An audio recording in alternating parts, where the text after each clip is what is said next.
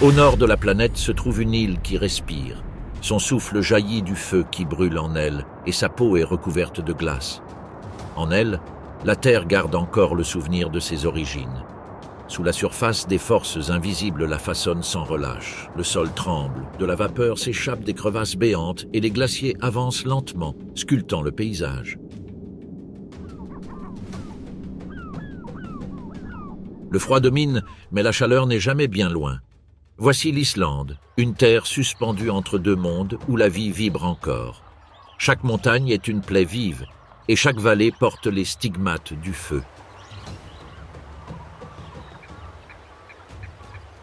Dans ce jeune paysage, le temps semble se mesurer au pouls de la terre. L'hiver recouvre les plaines d'un manteau blanc et les rivières gèlent sous la glace. Le vent impose son rythme, effaçant toute trace de la veille. Pourtant, quelque chose bouge dans le givre. Dans le silence immaculé, de petites empreintes sillonnent la neige. Signes d'existence, elles se meuvent avec prudence. Créatures qui ont fait du froid leur refuge et survivent dans un cycle de résistance sans fin. Ici, rien ne pousse vite ni ne gaspille d'énergie. Dans ce paysage, la vie ne s'épanouit pas, elle se maintient. Elle avance lentement avec la prudence de celui qui ne peut se permettre la moindre erreur. Chaque respiration a un but. Chaque mouvement est une décision. La survie ne dépend pas de la force, mais de la patience et de la mémoire. Et ce combat n'est pas solitaire. Là où une vie perdure, une autre guette. Partout, la vie observe, calcule et se tend au moindre mouvement. C'est un monde d'équilibre fragile, où un instant peut faire basculer le calme de la violence, l'immobilité de l'attaque. Parmi toutes ces créatures, une seule survit là où presque aucune autre ne le pourrait. Petit, silencieux et solitaire, il se déplace dans la neige sans laisser de traces. Apprenez à chasser sur un territoire où les signes de vie sont quasi inexistants et à vous reposer là où le vent ne s'arrête jamais. Dans ce pays qui ne connaît jamais de repos, ce minuscule habitant incarne la résilience de l'hiver. Gardien du gel, il est l'incarnation vivante de la persévérance. Mais comment la vie peut-elle se maintenir dans un lieu où tout semble déterminé à l'anéantir ? Le renard polaire se déplace dans la neige avec la force d'une pensée persistante. Il n'a pas besoin de se cacher car le paysage lui-même le protège. Sa fourrure se fond dans le givre et son souffle soulève à peine un nuage que le vent dissipe rapidement. Le froid n'est pas un obstacle, c'est son environnement naturel. L'Islande vit à son propre rythme et il le suit sans résistance. L'histoire de son adaptation est inscrite sur son corps. Chaque détail a une raison d'être. Ses oreilles courtes retiennent la chaleur que le vent tente de lui dérober. Ses membres, recouverts d'une épaisse fourrure, lui permettent de se déplacer sur la neige sans s'enfoncer, répartissant son poids avec précision, comme si chaque pas était guidé par l'instinct. À mesure qu'il avance, son museau court et robuste fend l'air glacial à la recherche de signes invisibles. Chaque inspiration permet de mesurer l'environnement et chaque expiration permet d'économiser de l'énergie dans un lieu où même respirer a un coût. Et c'est maintenant, en hiver, que sa fourrure atteint une densité extraordinaire, avec plus de 2000 poils par centimètre carré. Cette armure thermique l'isole même à des températures de 40 degrés en dessous de zéro et lui permet de se déplacer lorsque le reste du monde est à l'arrêt, chassant et explorant dans le silence glacial. Chacune des caractéristiques du renard arctique raconte une histoire qui dépasse la simple résilience. Elles sont le fruit d'un passé lointain, d'un voyage qui a commencé lorsque la glace reliait les continents et que l'Islande était encore reliée au Groenland par des ponts de glace et des banquises. Il fut le premier à arriver sur ces terres, le seul mammifère terrestre à l'avoir fait seul, il y a des milliers d'années. Mais ce voyage ne s'est pas arrêté là. Il se poursuit chaque hiver, se répétant à chaque pas, à chaque chasse, dans chaque silence que recèle la neige. Depuis, il a appris à entendre l'invisible. Il se déplace en silence, perçoit ce que les autres ne peuvent entendre et peut attendre immobile jusqu'à ce que la glace révèle le moindre signe de vie sous la surface. Ici, où règne le silence, chaque son devient une coordonnée, une brève promesse qui décide si l'on vivra un jour de plus ou si l'on succombera à la faim. Quand le vent tombe et que le monde semble s'immobiliser, l'ouïe du renard s'affine. L'immobilité n'est pas l'arrêt complet, c'est l'attente. Chaque muscle recèle une intention, puis tout s'arrête. La tête se tourne légèrement sur le côté. Le corps entier se fige. Sous son corps, la neige change de texture et rompt le silence. Un son presque imperceptible, un léger tremblement, trahit un mouvement sous la surface. Il ne le voit pas, mais il le sent. Le son sous la neige prend forme, et la forme, direction. Son ouïe détecte le mouvement d'une souris à plus d'un demi-mètre de profondeur et le traduit en une carte que lui seul peut lire. Elle cambre le dos, calcule l'endroit précis et saute. Son corps se tend un instant dans les airs avant de plonger. La neige craque sèchement et le silence est rompu. Un bref cri strident émerge du fond blanc, aussitôt étouffé. La vie s'éteint aussi vite qu'elle est apparue. Le renard sort son museau givré. Entre ses dents, le petit rongeur tremble encore. Puis elle se secoue brièvement et la neige se détache en un léger nuage qui se dissipe sur son dos. Il relève alors la tête et hume l'air. Il regarde de chaque côté, alerte. Le vent charrie d'anciennes odeurs, traces d'autres chasseurs. Attendez quelques secondes, jusqu'à ce que tout soit redevenu calme. Ce n'est qu'alors qu'il avance. Son geste est dépourvu de fureur, sa capture de toute fierté. Le prédateur ne célèbre pas, il accomplit son devoir. C'est leur perception, une lecture de l'environnement qui ne nécessite pas la vue. Car le monde ne se présente pas à lui comme un paysage, mais comme une vibration constante. Le vent, le craquement de la glace et la texture changeante de l'air l'entourent comme un langage silencieux auquel il répond avec une précision ancestrale, aussi naturelle que l'environnement lui-même. Durant la courte journée islandaise, il parcourt son territoire avec l'assurance d'un cartographe qui n'a pas besoin de carte. Il sait où la glace se brise, où le vent tourbillonne et où les corbeaux laissent les restes de leur festin. Rien dans leur démarche n'est aléatoire. Chaque pas semble suivre un schéma invisible, une routine dictée par le paysage lui-même. Cette même sensibilité qui guide ses mouvements lui permet également d'anticiper les changements de son environnement. Lorsque le temps change, votre corps le perçoit bien avant l'arrivée de la tempête. Le vent change de tonalité et la pression atmosphérique vous avertit de ce qui se prépare, puis elle ajuste sa trajectoire avec la même sérénité qu'elle met à parcourir son territoire. La tempête peut effacer ses traces, mais jamais son orientation. Dans la toundra blanche, où tout semble identique, l'équilibre entre l'instinct et l'environnement détermine chaque pas. Là, le renard ne prédit pas les changements. Il les perçoit, les intègre et les fait partie intégrante de son mouvement. Mais tout sur ce territoire ne lui appartient pas. Le vent change de direction et charrie un parfum qui n'est pas le sien. Une odeur lourde et dense qui annonce la présence d'autres personnes. Au loin, un craquement de neige se répète rythmiquement, puis un autre. Ce n'est pas qu'un seul, c'est tout un paquet. Le renard s'arrête et lève le museau, scrutant l'air. Il n'a aucun abri et le terrain est dégagé, sans aucun refuge possible. S'il court, ses mouvements le trahiront. Mais s'il attend trop longtemps, le vent pourrait tourner et porter son odeur jusqu'à eux. Chaque seconde compte. D'un seul mouvement, il s'aplatit contre le sol et son corps se fond dans la neige. Le blanc l'enveloppe et le dissimule. Seuls ses yeux restent ouverts, alertes, fixés sur l'horizon. Le troupeau avance lentement, leurs pas sont étouffés, l'air vibre sous leur poids. Le renard ne respire plus et heureusement le vent souffle en sa faveur. Les courants emportent leur odeur en sens inverse, la dissimulant parmi les tourbillons de neige. Les loups traversent la plaine et pendant quelques instants, le monde semble retenir son souffle. Lorsque le danger est passé, le renard relève la tête.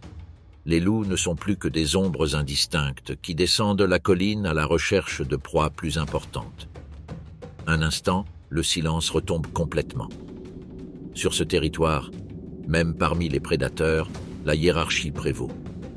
Les loups ne le chasseraient pas par faim, mais pour affirmer leur domination, et leur instinct le leur dicte sans même qu'ils aient besoin de le voir.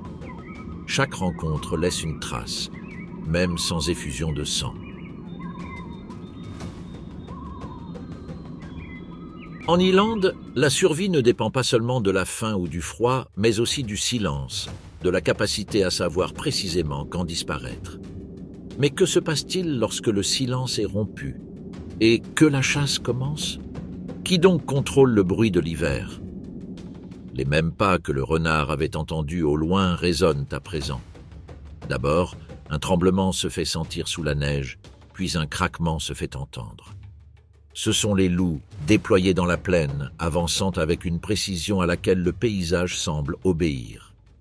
Là où régnait jadis le calme, tout vibre désormais au rythme de la chasse. Le troupeau traverse la toundra, en ordre et sans avoir besoin de signaux. Chaque individu occupe sa place. La meneuse donne le rythme, les jeunes femelles flanquent le périmètre et les plus âgées observent, attentives aux moindres mouvements de l'air. La marche suit une seule ligne. Le premier fend la neige profonde et les autres le suivent. C'est ainsi qu'ils économisent leur énergie et maintiennent leur cap, avançant pendant des heures sans s'arrêter. Chaque corps soutient l'autre et ensemble, ils ne forment qu'une seule force motrice. Ils sont conçus pour résister à cet effort. Leurs membres, recouverts d'une épaisse fourrure, les isolent du contact avec la glace et répartissent leur poids de sorte que rien ne coule. Ces coussinets, durcis par le froid et protégés par une épaisse couche de peau, conservent la chaleur même lorsque la surface atteint des températures qui gèleraient toute autre forme de vie. À mesure qu'ils avancent, le rythme reste constant. Chaque pas succède au précédent avec une précision qui semble avoir été répétée. Ils forment une trajectoire parfaite qui traverse la cible comme un souffle continu. Point de désordre ni de précipitation, seulement une coordination précise qui transforme l'effort individuel en force collective. Dans la toundra islandaise, la solitude est un risque, mais la solidarité, ici, est une stratégie. Aucun loup ne peut survivre seul. Dans ces vastes étendues, les proies sont rares et les distances immenses. Chasser seul signifierait mourir de faim. Ce n'est qu'en groupe qu'ils peuvent abattre de plus gros animaux, partager l'effort et survivre à l'hiver. Leur progression laisse une trace de pas qui se perd au loin, et l'air glacial porte chaque respiration comme un pouls qui se répand sur la plaine. C'est alors que quelque chose change. Le vent bouge à peine, et une faible traînée, presque imperceptible, se dessine au gré de ses courants. Le troupeau s'arrête, nul besoin d'ordre. Tous perçoivent la même chose. Une odeur trahit une vie récente, et quelques mètres plus loin, la neige révèle la trace profonde et fraîche d'un grand barrage qui traversait autrefois la vallée. Un instant, tout reste immobile, puis le groupe reprend sa progression, déterminé et silencieux. Deux loups se déplacent sur les côtés, d'autres avancent à peine, traçant le chemin invisible que l'air trace entre la proie et le refuge. La tension monte. Le paysage semble immobile, mais quelque chose bouge. Au loin, une silhouette se dessine. Un renne aux aguets. De loin, la meute l'observe. L'animal hésite, renifle l'air et soudain ses yeux croisent ceux des loups. La tension se relâche. Le corps du renne se cambre et ses muscles se contractent violemment dans le ciel. C'est le signal. Le chef incline la tête. Aucun son, aucun ordre, seulement une impulsion partagée. Le premier s'avance et les autres suivent, tandis que la glace craque sous son poids et que la toundra s'embrase dans un mouvement précis. Point de fureur, seulement un rythme. Chaque loup prend sa place, guidé par un souvenir plus ancien que le froid. La proie court, tandis que la neige lui fouette les flancs et que ses foulées deviennent maladroites. La meute ne la poursuit pas de front, elle l'encercle. Deux loups la flanquent, d'autres bloquent ses issues. Ils ne cherchent pas la vitesse, ils cherchent à l'épuiser. À chaque tour, le cercle se rétrécit un peu. Les minutes passent et l'air vibre de halètement au-dessus d'un sol marqué par des sillons qui se multiplient. Le renne tente de forcer le passage à travers l'enclos, mais le terrain le trahit. La neige épaisse absorbe son élan. Les loups gardent le rythme, alternant les positions pour ne pas s'épuiser, dans une chorégraphie née de la nécessité. Le renne trébuche, se relève et se remet à courir, mais il n'a plus de direction, seulement la fuite. Chaque respiration est un nuage de vapeur que le vent disperse tandis que le troupeau file à toute allure. Le bruit de la glace se mêle au clapotis des jambes et la distance se raccourcit peu à peu. Finalement, le corps du renne s'effondre. Aucun rugissement, aucun cri, seulement le bruit sourd de la chute et le silence qui, une fois de plus, remplit tout. Les loups s'arrêtent. Ils restent immobiles, attentifs, comme s'ils écoutaient le froid avant de s'approcher. Ils avancent ensuite lentement, évaluant l'air et s'assurant que rien ne bouge autour d'eux avant de s'emparer de leur proie. Le silence est total, à peine interrompu par le léger crissement de la neige lorsque le chef fait le premier pas vers le corps. Bientôt, les autres se rassemblent. Personne ne se précipite. Chacun prend sa place, guidé par un ordre qui n'a pas besoin d'être rappelé. Ils mangent avec parcimonie, non par faim immédiate mais par instinct, avec la certitude que l'hiver sera long et que le froid préservera ce qui reste. La neige recouvrira bientôt les vestiges, les maintenant sous une couche blanche jusqu'à ce qu'on en ait de nouveaux besoins. Lorsque le vent change de direction, la meute s'arrête. Le silence revient aussi naturellement que la chasse était venue. Il ne reste que les empreintes de pas et la vapeur qui s'élève encore dans l'air glacial, se dissolvant lentement parmi les flocons de neige. Le froid ne s'arrête pas. Il se répand sur tout ce qui reste et fige l'instant, comme si le temps lui-même était prisonnier de la neige. Rien ne se perd, car dans la toundra, chaque mort nourrit une vie et chaque retour commence dans le silence.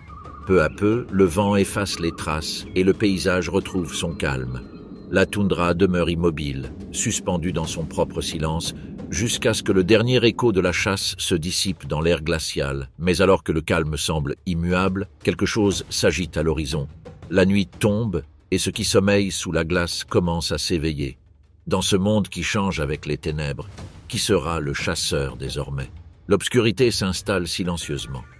À l'horizon, les dernières teintes du crépuscule s'estompent derrière les montagnes, et l'air s'épaissit jusqu'à devenir immobile. Loin des plaines, les forêts s'enfoncent dans une sombre pénombre. Entre les troncs givrés, le vent ose à peine s'insinuer. Le silence enveloppe le bois et la mousse comme un linceul ancestral. Sous cette couverture glacée, d'autres vies s'éveillent. De petits corps se faufilent entre les racines et les feuilles durcies à la recherche de nourriture à l'ombre. Ici, la nuit n'est plus le domaine des loups. Elle appartient à ceux qui savent se déplacer sans être vus. Au milieu du givre et des lichens, une minuscule ombre glisse avec précaution. C'est une souris des champs islandaises, l'une des rares créatures à avoir fait de l'obscurité son allié. Sa fourrure, aux tons sombres et mats, absorbe la pâle lumière de la lune, la rendant presque invisible. Chaque fibre de son corps semble faite pour passer inaperçue, pour se déplacer sans laisser de traces parmi les racines humides. Elle ne pèse que quelques grammes, et pourtant sa vie ne tient qu'à un fil.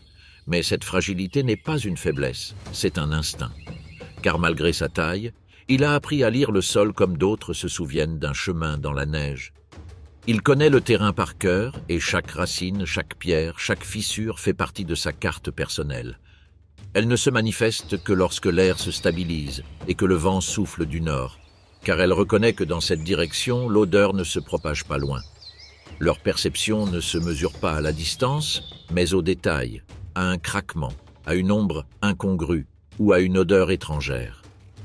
Guidée par cette attention constante, elle se déplace durant la nuit dans la neige à la recherche de nourriture. Elle trouve des restes de mousse durcie, des graines séchées, des fragments qu'elle tient soigneusement et porte à sa bouche avec une délicatesse née de la nécessité. À chaque pas, ses mouvements ralentissent. Il s'arrête quand l'air change et que le silence paraît trop parfait, car dans la forêt gelée, même l'immobilité peut dissimuler un danger. L'hiver lui a appris que le jour est un territoire hostile, un moment où les renards rôdent dans le gel, les belettes se faufilent sous la neige et les corbeaux guettent du haut des nuages, à l'affût du moindre mouvement. C'est pourquoi elle a appris à survivre en marge de la société, attendant que le soleil se couche et que la température descende en dessous de zéro. Ce n'est qu'alors, lorsque les plus grosses créatures se reposent ou se cachent, que le mulot sort de la neige et ose se déplacer. Tel est son pacte avec l'obscurité. Mais en Islande, l'obscurité a aussi des yeux. Tout là-haut, parmi les troncs tordus d'une petite forêt qui survit à peine au vent, une chouette harfang des neiges observe en silence. 2 orbes jaunes, immobiles, tournent avec une précision absolue. L'oiseau se pose sur une branche givrée et observe le sol. Son large corps blanc se fond dans la neige et il n'a pas besoin de se cacher car la nuit s'en charge. Dans l'obscurité, un faible bruit rompt le silence. La chouette baisse la tête, fixe son regard, puis fond sur sa proie. Plus bas, la souris s'aventure à quelques mètres de son refuge. Elle emporte avec elle un fragment de graine, une offrande pour ses petits qui l'attendent sous terre. Elle ignore que le danger l'a déjà trouvée. Le hibou calcule la distance, ajuste sa position et en un clin d'œil, l'air explose dans une descente parfaite. L'effet est immédiat. La neige se soulève et le silence est rompu un instant, mais le barrage n'est pas là. La souris, à la dernière seconde, a glissé sous une couche de glace cachée dans une cavité où le son change de direction. La chouette étend ses serres vides sur la surface blanche et tourne la tête, un instant déconcerté. Le son l'a trompé, dévié par la glace et le vent. Il plane désormais, sondant l'air.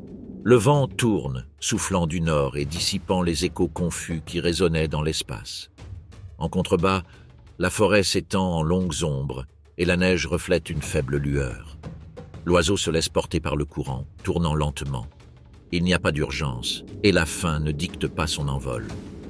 En Islande, l'attente est aussi une forme de chasse. L'air s'épaissit autour du hibou. Il reste perché sur une branche givrée, immobile, les ailes repliées contre son corps. Chaque plume capte le vent, chaque muscle attend le signal qui n'est pas encore arrivé. Rien ne bouge. La forêt, la glace et l'horizon semblent retenir leur souffle. En Islande, la patience est une force. La chouette Arfang ne dépense pas ce qu'elle ne peut récupérer. La faim ne la gouverne pas, elle la façonne. Son corps est fait pour le silence et l'attente, et dans cette immobilité prolongée, il se fond dans le paysage qui le nourrit. Le temps passe en silence. Seule une légère pulsation de l'air annonce un changement, une vibration venue du sol qui rompt le calme. La chouette déploie ses ailes et se laisse tomber de la branche. Elle descend sans effort, suivant le son qui résonne sous la neige. L'impact est net. La neige s'ouvre et se referme instantanément, engloutissant le mouvement. Sous le manteau blanc, une souris des champs reste immobile. La chouette se perche sur un rocher bas, ses serres agrippent fermement sa proie tandis que sa tête pivote dans un geste précis, presque rituel. Aucun bruit, seulement le craquement de la glace sous son poids et le léger bruissement des plumes lorsqu'il se déplace. D'un mouvement rapide, elle avale le petit corps tout entier. La chasse s'achève sans violence, dans le même calme qu'à ses débuts. L'air circule à nouveau. La neige tombe en fins flocons et la forêt reprend son souffle. Entre les arbres, l'obscurité commence à se dissiper. Une faible lueur apparaît derrière les montagnes et teinte la glace d'un bleu profond. La chouette prend son envol pour la dernière fois avant l'aube. Elle s'envole vers les hauteurs, où le jour n'est pas encore arrivé. En Islande, la nuit s'achève dans le silence. Seul l'ordre qui se répète inlassablement, tandis que chaque créature remplit son rôle et que la vie continue en silence. L'aube arrive en silence. Une faible lumière filtre à travers les nuages et caresse la surface de la glace d'une lueur bleutée. La toundra, immobile depuis des mois, commence à exhaler la vapeur emprisonnée sous le gel. De petits filets d'eau s'infiltrent par les fissures et l'air, bien que toujours vif, a une odeur différente, plus humide, plus vivant. En Islande, l'hiver ne se retire pas brusquement. Il se dissipe lentement, laissant derrière lui une terre durcie et un ciel qui hésite encore à laisser entrer le printemps. Mais pour certains animaux, ce changement incertain suffit. Dans les hautes terres de l'Est, les ombres commencent à se déplacer. De loin, elles ressemblent à des taches sombres qui avancent sur le paysage blanc. Des dizaines de corps glissent au rythme régulier de leur effort, à peine interrompus par leur allaitement. Ce sont des rennes. Après des mois passés à l'abri en altitude, ils descendent vers les vallées où la glace commence à céder et où les lichens réapparaissent sous la surface. Leur marche est patiente. Personne ne mène ni ne donne d'ordre, mais chacun semble connaître le chemin. Les plus jeunes restent au centre du groupe, protégés par les adultes qui les entourent. Les mâles ouvrent la voie, brisant la neige durcie de leurs sabots. Le son est rythmé, presque hypnotique, un craquement sec qui accompagne chaque pas. Le vent souffle du nord, chargé de sel. Il emporte avec lui le parfum de la mer lointaine, mais aussi le souvenir de la tempête. Malgré tout, le troupeau poursuit sa route. Dans leur monde, il n'y a pas de doute, seulement un progrès constant, guidé par une mémoire transmise sans mots. Chaque reine porte en lui une carte invisible. Ses muscles, tendus et puissants, conservent la connaissance du terrain, passage sûr, rivières gelées traversables et gorges où la glace cède sans prévenir. Il n'y a ni erreur ni improvisation. La voie a été parcourue par des générations, guidée par l'instinct. En tête du groupe, un mâle se distingue. Sa silhouette se découpe sur le ciel gris, son épaisse fourrure sombre reflète des reflets métalliques sous la lumière. Ses bois, larges et parfaitement symétriques, se courbent vers l'arrière avec une élégance naturelle. Chacun de ses mouvements respire la maîtrise. Il n'a pas besoin de s'imposer. Sa seule présence suffit à organiser le troupeau. Il n'est ni le plus rapide ni le plus agressif, mais quelque chose de plus ancien le distingue. L'expérience. Il a déjà traversé ces vallées. Il sait quand la glace se brise, quand le vent annonce une chute de neige. Son regard semble mesurer l'horizon, évaluant chaque pente avant de décider de la prochaine étape. Les rennes avancent pendant des heures. Le terrain change lentement. La neige se mêle à des plaques de mousse et à des restes d'herbes sèches. La température monte de quelques degrés seulement, juste assez pour que l'air s'adoucisse. Le paysage s'ouvre et la lumière de midi inonde les pentes de l'est de l'Islande. Ici, aux abords du plateau de Snæfell, l'hiver semble un lointain souvenir. Les troupeaux trouvent ce qu'ils cherchaient, une vallée où la terre respire à nouveau. Les premières fleurs timides pointent le bout de leur nez parmi les pierres et le vent emporte le parfum du dégel. Le groupe se disperse, les femelles se mettent à brouter, enfouissant leur museau dans l'herbe humide. Les jeunes se reposent sous l'œil vigilant des femelles plus âgées, tandis que quelques mâles gardent les abords de la vallée. Le calme qui suit n'est pas du repos, mais une pause. Un bref équilibre entre la faim et l'effort. Le mâle dominant reste à l'écart, sur une petite butte d'où il observe le groupe. Il ne cherche pas de nourriture. Son regard scrute l'horizon, à l'affût du moindre mouvement. Son corps porte les marques de la fatigue du voyage, mais aussi une tension contenue, comme s'il s'attendait à quelque chose d'inévitable. L'air s'allège et le silence s'approfondit. Au loin, le ciel annonce le changement. Des nuages bas et denses dérivent lentement depuis l'ouest. Parmi elles, une lueur orangée rompt l'uniformité grise. Le jour décline et toute la vallée se teinte de cuivre. Les rennes se serrent les uns contre les autres, guidés par leur instinct. La chaleur de leur corps conjugué dissipe la fraîcheur de l'après-midi. Vue d'en haut, la vallée ressemble à une masse vivante, ondulant au rythme du vent. Mais ce calme est trompeur. Chez les mâles, la tension commence à monter. Une lueur différente brille dans les yeux de l'alpha, un avertissement à peine perceptible. Le parfum des femelles, mêlé à celui de la mousse humide, annonce ce qui va suivre. Dans le calme de la vallée, sous les premières lueurs du dégel, la nature se prépare au conflit qu'elle répète chaque année.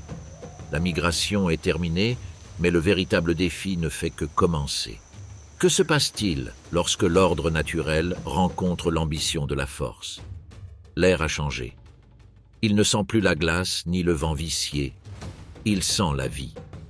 Pour le troupeau de rennes, ce moment marque le début d'une nouvelle tension. Les longues transhumances sont derrière eux. Désormais, l'air vibre d'une urgence différente. Le rut a commencé. Depuis des semaines, les corps se préparent en silence. Les femelles, plus impatientes, commencent à se rassembler. Son odeur change, devient plus dense, plus persistante, portée par le vent. Les mâles le perçoivent avec une clarté qui transcende la vue.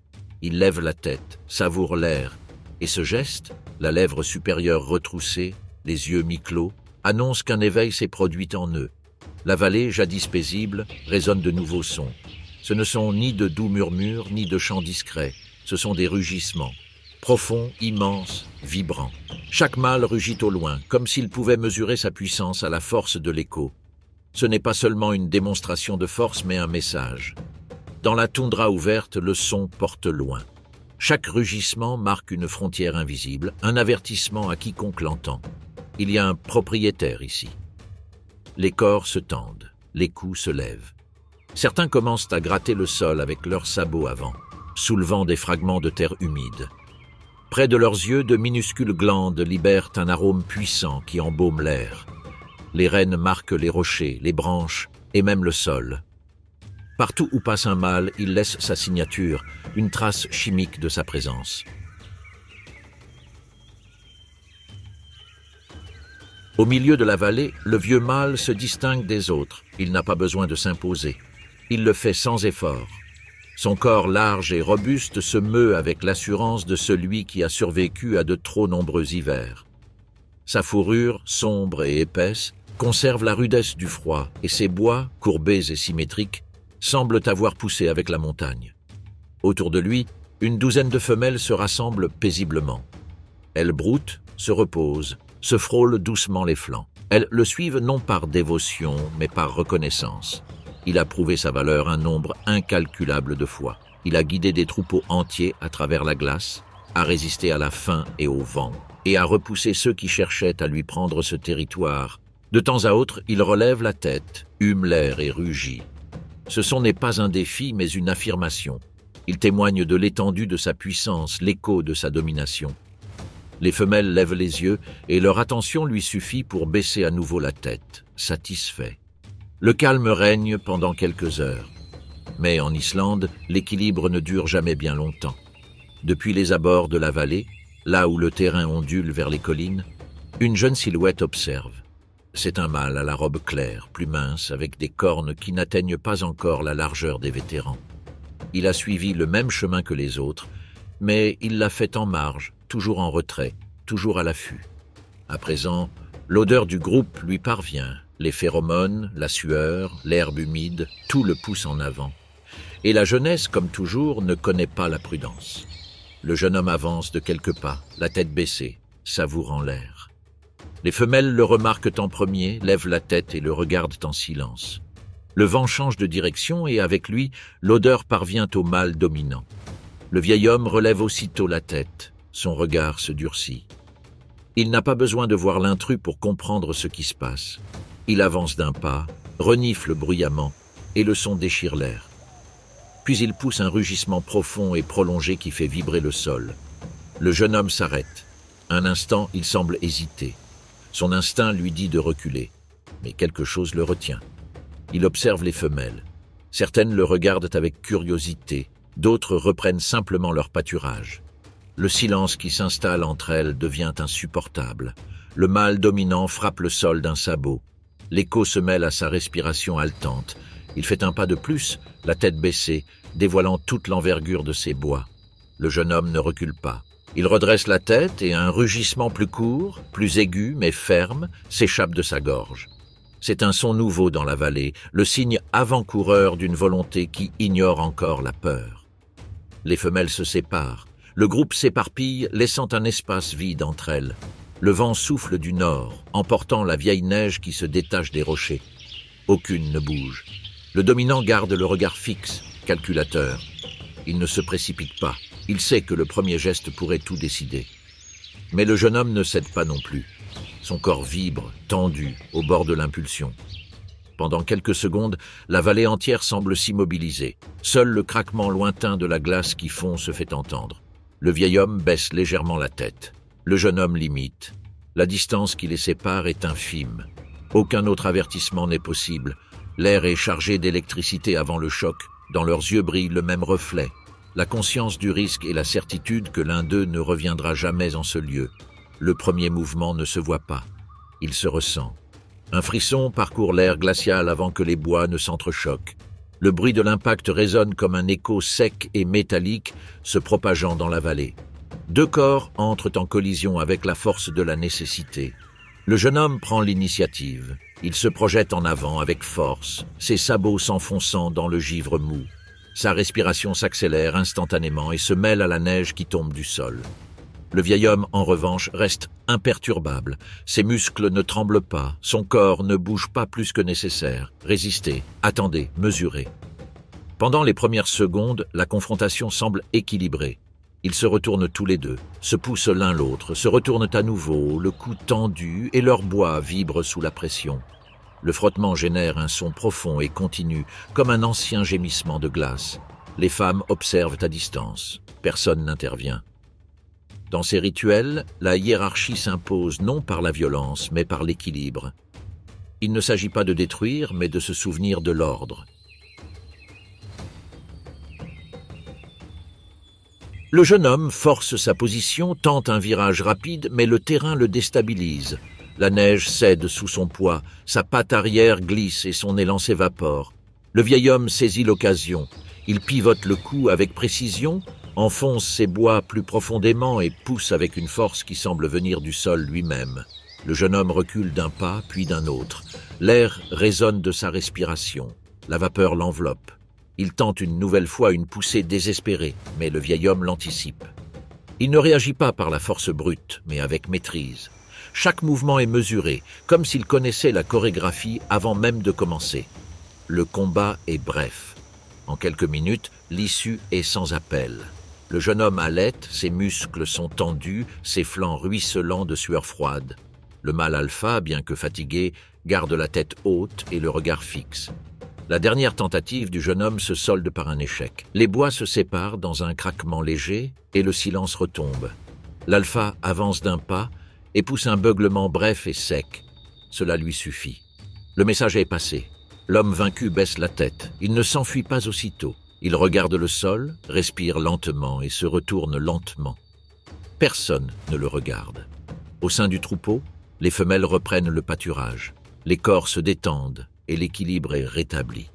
Dans la toundra islandaise, la défaite n'est pas punie. Elle est assimilée. Elle fait partie du cycle, du processus d'apprentissage qui répète le même scénario à chaque saison. Le jeune homme s'éloigne, encore haletant. Son souffle se dissipe dans l'air et ses pas le mènent vers le bord de la vallée. Son départ n'est pas empreint de ressentiment, seulement de lassitude. Plus on monte, plus le terrain change. L'herbe disparaît et la neige recouvre tout à nouveau. Sur les flancs des collines, au milieu des ombres et du vent, d'autres silhouettes éparses apparaissent. Des mâles solitaires, plus jeunes. Certains avec des bois cassés, d'autres encore en croissance. Ils partagent tous le même sort, observés de loin. La lumière décline sur la vallée et le froid s'empare de la plaine. À l'horizon, la toundra se pare d'une seule couleur et la nuit tombe en silence. L'aube se lève sur le haut plateau comme un souffle lent. La nuit se retire silencieusement, laissant derrière elle une brume légère qui permet à peine de distinguer les silhouettes éparses d'hommes solitaires. Le vent s'est calmé, mais le froid est toujours là, suspendu dans l'air, vigilant. Le jeune renne reste immobile, la tête baissée, mâchant des restes de mousse durcie. Autour de lui, une douzaine de silhouettes émergent des reflets de la glace.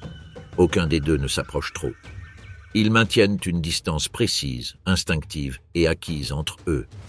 Dans ces groupes, il n'y a pas de hiérarchie définie, ni de lutte pour le leadership. Chacun connaît sa place, son rôle. On les appelle les solitaires. Ce sont des mâles qui, en raison de leur âge, de blessures ou simplement du hasard, ont été exclus du cycle de reproduction. Certains sont encore trop jeunes pour concourir. D'autres, âgés ou épuisés par des hivers successifs, prennent leur retraite pour préserver ce qui leur reste de force. Son groupe n'est pas un troupeau au sens strict, mais une trêve. Aucun beuglement, aucun choc de bois. Seul le bruit rauque de l'herbe sèche arrachée et le craquement de la glace sous leurs sabots rompent le silence. Contrairement au troupeau dominant, il n'y a ici ni tension ni femelles à défendre. Seulement des corps qui se déplacent ensemble par commodité, à la recherche de nourriture et de chaleur partagée.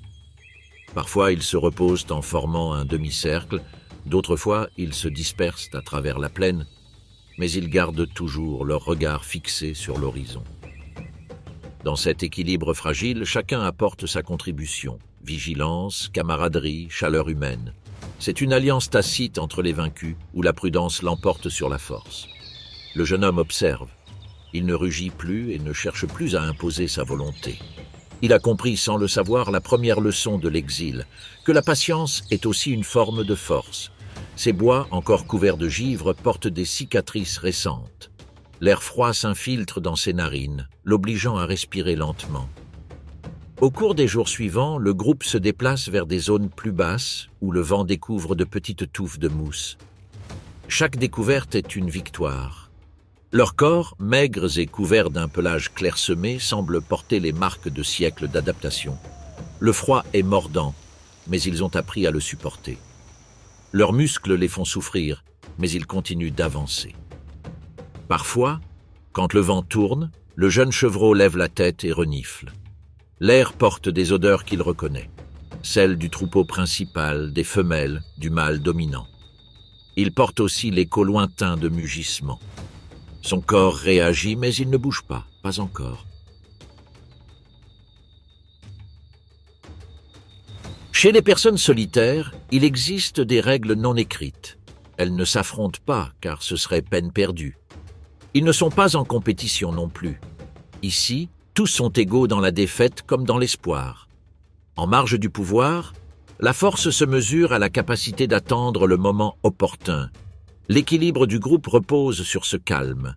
Si une personne s'impatiente ou tente d'imposer sa volonté, les autres prennent leur distance, laissant le marginal s'épuiser seul.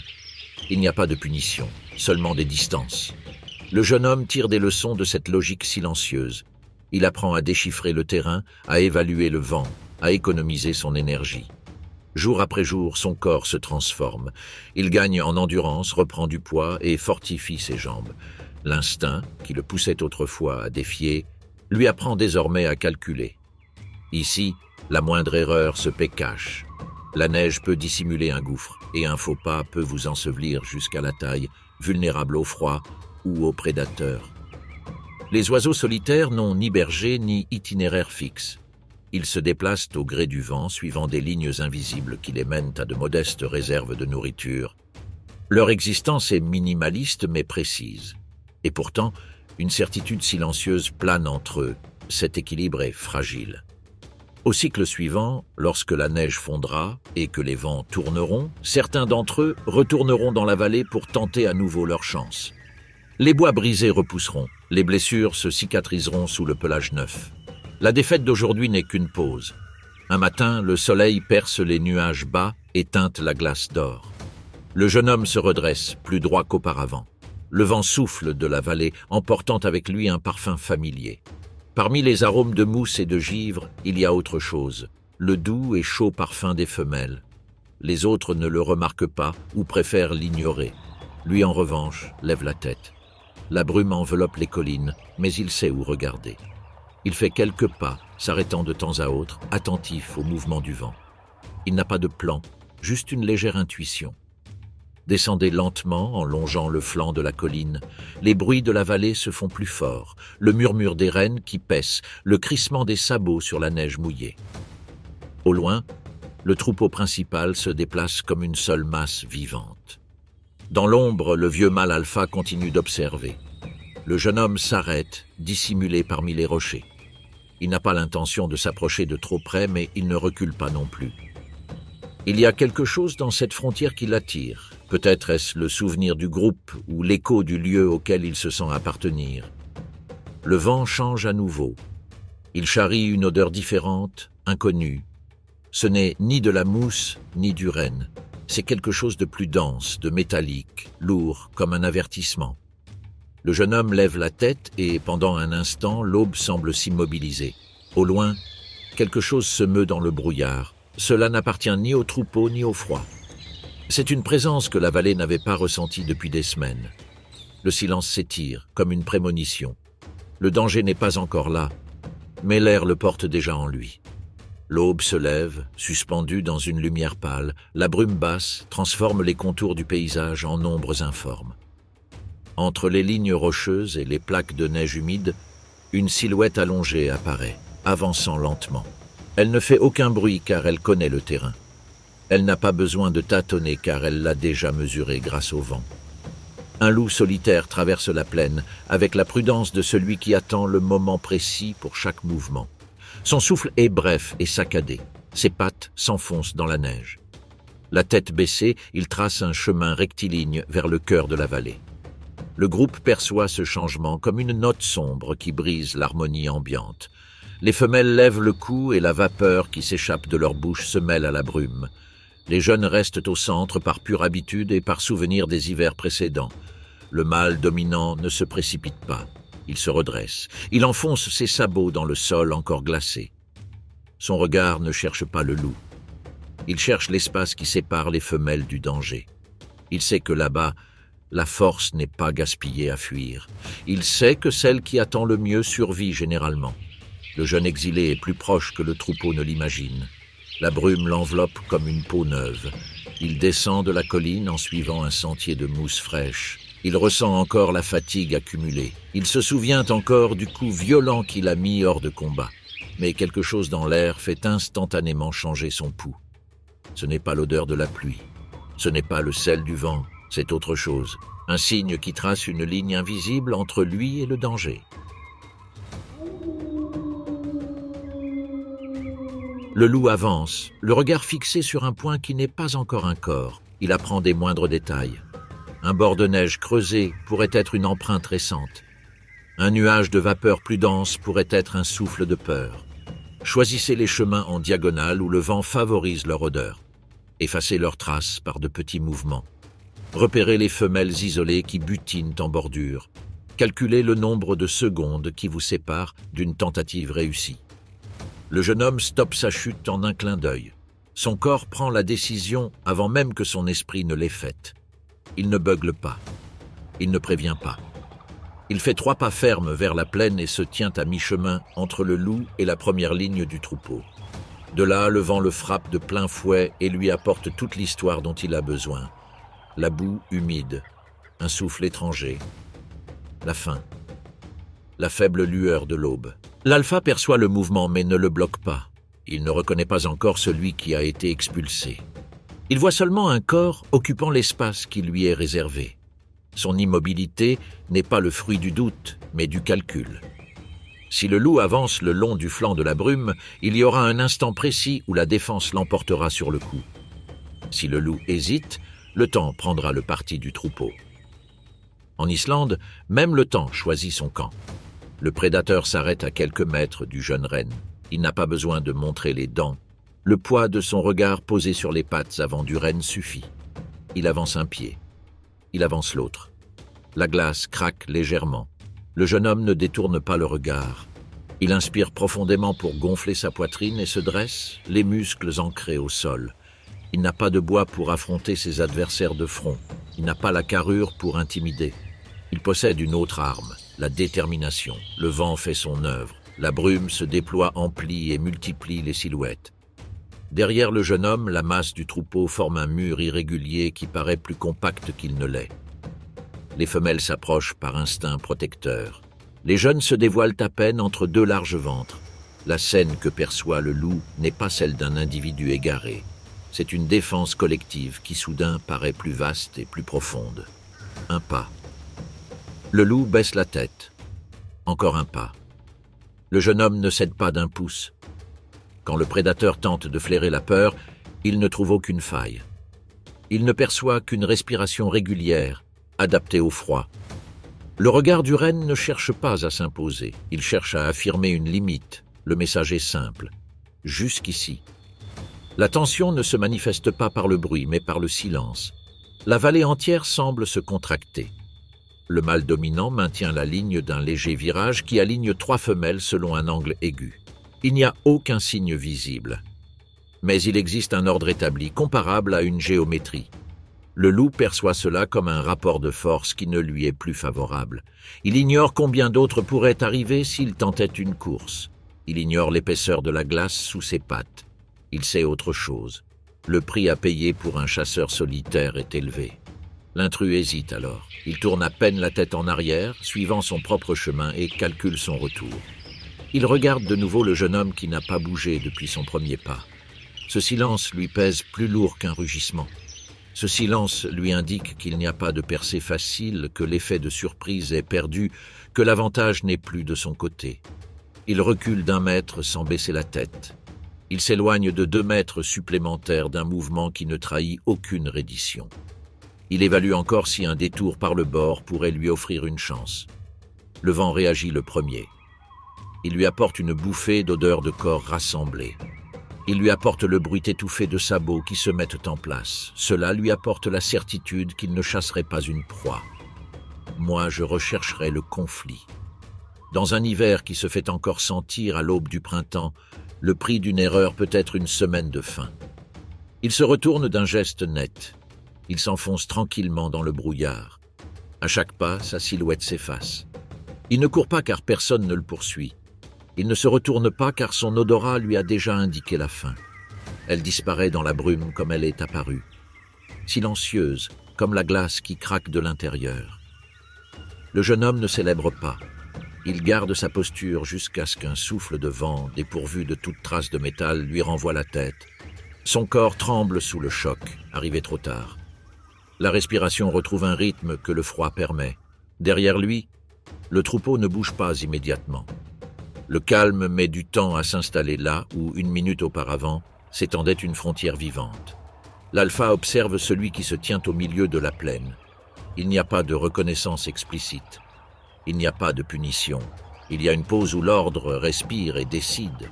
Les femelles fixent du regard la ligne qui subsiste entre leur corps et l'endroit où le brouillard a piégé le prédateur.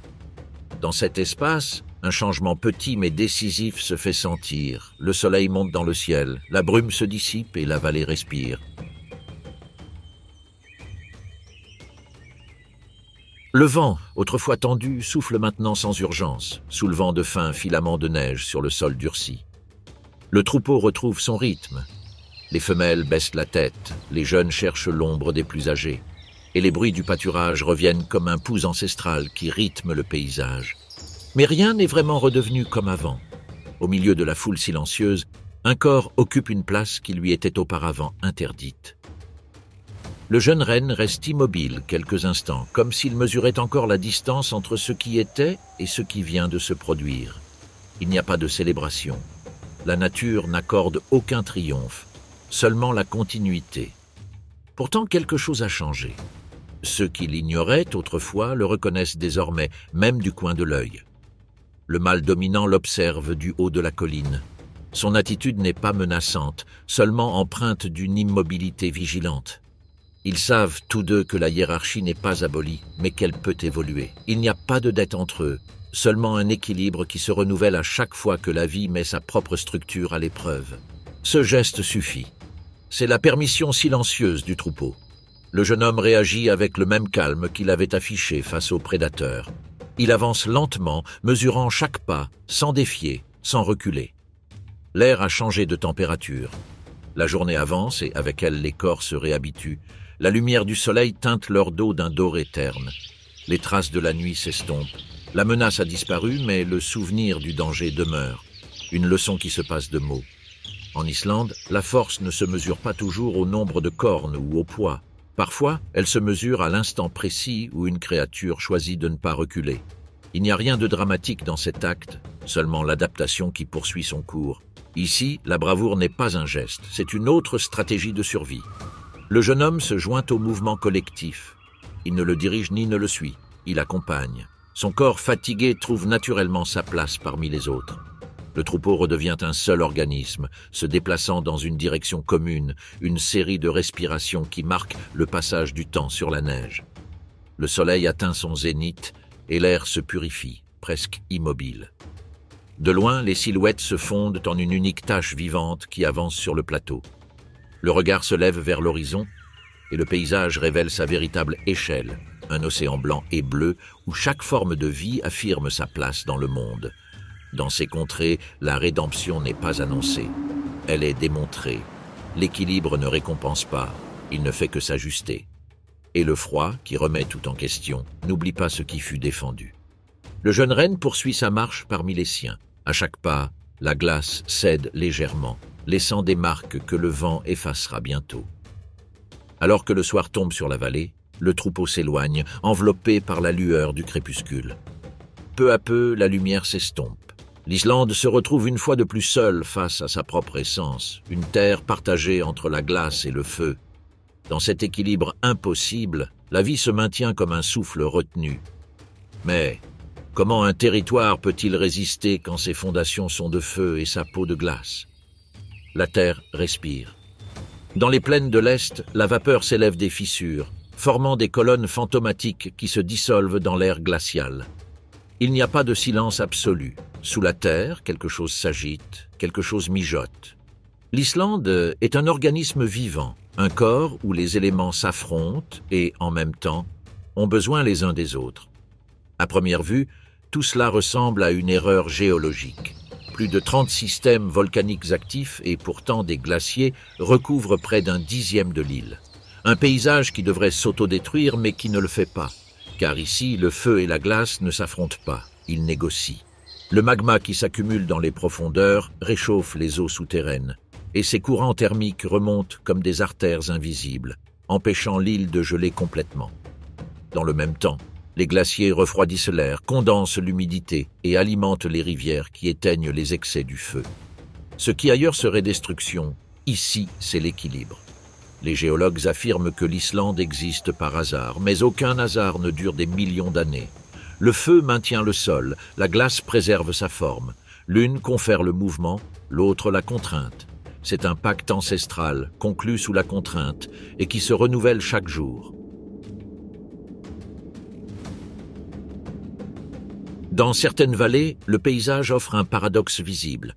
La glace recouvre la roche, mais juste en dessous, la chaleur creuse des tunnels, créant des grottes de vapeur où l'air vibre. Là, dans cette marge de l'impossible, la vie prospère. Les plantes les plus modestes sont les premières à en bénéficier. Des mousses d'un vert éclatant recouvrent les pierres brûlantes, absorbant l'humidité laissée par la vapeur qui s'échappe. Puis apparaissent les lichens, s'accrochant même aux vers volcaniques. Ce sont des colonisateurs silencieux, transformant la pierre en terre. Là où il fait chaud, les insectes arrivent. Petits corps sombres, invisibles pour presque tous, qui recherchent des microclimats où l'hiver n'est pas mortel. Ce sont les premiers maillons d'une chaîne qui résistent aux variations de température. Mais ils ne sont pas les seuls. Dans les crevasses chaudes, les macareux creusent leurs terriers. Ces oiseaux, qui passent une grande partie de l'année en mer, reviennent sur les côtes en été et nichent sur les falaises où le sol est maintenu mou par la chaleur géothermique. Là, elles élèvent leurs poussins, à l'abri du vent et de la glace. Plus à l'intérieur des terres, dans les lagunes thermales, on peut apercevoir des phoques gris. Ils restent immobiles sur les bords glacés, se reposant au milieu de la vapeur et de l'eau chaude. Pour eux, ces lieux sont à la fois refuge et frontières. La chaleur du sous-sol maintient les eaux libres de gel, alors qu'ailleurs elles seraient complètement gelées. Plus au nord, dans la toundra, le renard arctique parcourt le terrain à petits pas, suivant la trace invisible de la chaleur. Dans les champs de lave, où le sol exhale encore de la vapeur, il creuse de profonds terriers.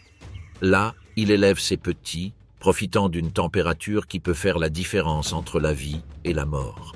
Chaque espèce, chaque organisme semble avoir trouvé sa place exacte au sein du chaos. La vie ne se rebelle ni contre le feu ni ne fuit la glace. Elle s'adapte aux deux. Durant les mois les plus froids, l'air peut atteindre des températures impossibles, et pourtant sous la surface, l'eau bout. Le contraste ne détruit pas l'équilibre, il le maintient. C'est cette tension constante qui fait de l'Islande l'une des rares régions du globe où création et destruction se produisent simultanément. De temps à autre, la Terre nous rappelle sa puissance. Une éruption recouvre les vallées de cendres, fait fondre les glaciers et déverse des rivières de boue et de roches. Mais même alors, la vie revient. Les nutriments du magma nourrissent les nouvelles plantes. La fonte des glaces fertilise le sol.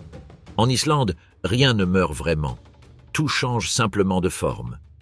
Et tandis que la vapeur s'élève, que la glace s'étend et que les vents de l'Atlantique balayent la surface, le cycle se poursuit. C'est un pays qui n'appartient ni entièrement à la terre, ni entièrement à la mer. Un territoire suspendu entre calme et éruption. Le feu lui donne le mouvement, la glace lui donne la mémoire. Et entre les deux, les créatures ont appris à exister sans choisir de camp. Mais si le feu et la glace peuvent coexister, quelles autres formes de vie peuvent émerger à la frontière entre ces deux mondes? Le ciel commence à prendre une teinte gris pâle, et la vapeur qui s'élève de la terre se mêle à la brume matinale. La glace scintille de reflets bleutés, et en dessous, la chaleur se meut, invisible. À cette frontière entre le feu et le froid, quelque chose s'anime. Une volée d'oiseaux s'éveille sur les rochers fumants. Ils ne fuient pas la chaleur, ils la recherchent. Ce sont des goélands à 3 doigts, anciens habitants des falaises islandaises, capables de nicher là où le sol respire encore de la vapeur. À première vue, leur choix semble être une erreur. Une étagère étroite et fragile, tempérée par la chaleur émanant de la terre. Mais cette même chaleur empêche la glace de se former, empêche le vent de geler les œufs et transforme un endroit impossible en un refuge parfait. Depuis des siècles, ces oiseaux répètent la même stratégie. Année après année, ils retournent au même rocher, même lorsque la terre tremble et que l'air est chargé de soufre. Ils choisissent le risque car il leur garantit la vie. Chaque nid, construit d'algues, de boue et de plumes, s'accroche au bord de l'abîme comme une affirmation de permanence. Les scientifiques affirment que ces colonies ont appris à lire la température de la roche avec une précision instinctive. Ils peuvent distinguer la vapeur qui annonce une certaine fissure de celle qui précède une éruption. Au premier abord, elles ressemblent à des milliers de taches blanches collées à la falaise, mais chacune appartient à un couple défendant farouchement son minuscule espace. Au milieu des cris et du battement d'ailes, la scène semble chaotique. Pourtant, un ordre règne. Chaque goéland reconnaît la voix de son partenaire et de ses petits. Le bruit ne perturbe pas, il organise. Les étagères les plus chaudes sont les plus convoitées. C'est là que les œufs éclosent en premier et que les poussins grandissent plus vite. La chaleur, qui remonte du sol, les maintient actifs même lorsque le vent du nord glace l'air. Dans un environnement où le froid règne en maître, cet avantage peut faire la différence entre la vie et le silence. Lorsque les nouveau-nés sortent de leur coquille, ils sont accueillis par de la vapeur. Leur premier contact avec le monde n'est pas l'air glacial, mais un souffle chaud remontant des entrailles de la terre. À cet instant précis, l'impossible se produit. La vie naît du feu. Mais ce miracle a un prix élevé. Des fissures s'ouvrent dans le sol sans prévenir, la fumée s'épaissit et les adultes doivent se tenir en équilibre sur des corniches instables pour nourrir leurs poussins. Parfois, le vent emporte un nid, ou la cendre recouvre la falaise pendant des jours. Dans ces moments-là, point de deuil ni d'abandon, seulement la répétition du cycle. L'année suivante, les mêmes oiseaux reviendront au même endroit, même si le rocher a changé de forme. Les ancêtres de ces goélands recherchaient eux aussi la chaleur. Il y a des millions d'années, d'autres créatures à plumes s'approchaient des fumerolles de la terre primitive. Certains étaient des dinosaures théropodes, les premiers à incuber leurs œufs grâce à la chaleur volcanique. Cette alliance ancestrale entre le feu et la vie ne s'est jamais complètement rompue. Elle perdure aujourd'hui dans ces colonies qui choisissent encore la terre brûlante comme berceau. Lorsque le vent se lève, toute la colonie tremble comme une masse informe. Des milliers d'ailes battent contre le ciel, créant une tempête blanche qui se fond dans la vapeur. Au pied de la falaise, la mer frappe la pierre avec un grondement profond, et l'air se remplit d'échos, le grondement de l'Atlantique, le sifflement de la vapeur, les cris des oiseaux. Tout semble chaotique, mais c'est une chorégraphie précise. À chaque secousse du sol ou à chaque montée des températures, la colonie entière s'élève dans les airs. Pendant quelques secondes, elle disparaît dans le ciel, jusqu'à ce que la secousse cesse. Puis ils redescendent, chacun trouvant son nid exact parmi des milliers, sans commettre la moindre erreur. Le feu peut altérer la roche, mais pas la mémoire de ses habitants.